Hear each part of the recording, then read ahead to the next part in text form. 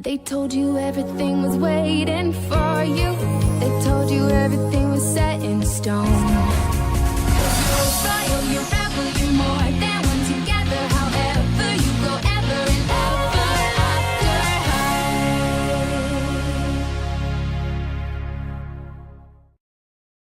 her. Come on, Raven. What's the hatter? It's Apple. She's really upset about Legacy Day. I wish I could do something to make Apple feel better. Like all fairy tale princesses, she needs an archenemy to be the end to her yang and make her feel complete. So, I just need to find someone to take my place as Apple's storybook nemesis. I'll do it.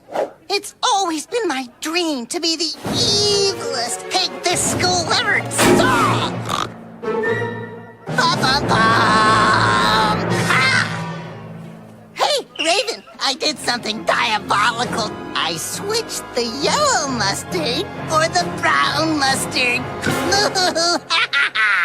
Wow, these hot dogs are great. I know. I think it's the new mustard. Okay. I'm gonna drop dangerous gas-filled balloons on unsuspecting students. Ba-ba-bum! Really? What kind of gas did you fill them with? Helium. Okay, helium is not dangerous. It does this.